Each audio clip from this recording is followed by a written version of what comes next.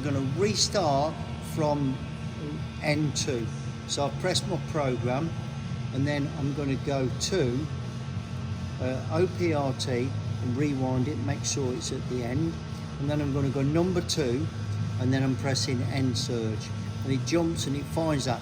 Now in auto, which we're in, you can only search for N numbers. The only search you can do is an N search. So we search for that N2. So you can't accidentally find the wrong thing. You could get the wrong tool, but that's why we make the tool number and the N number the same, so we can search for it. And then we could just carry on from there and run the program.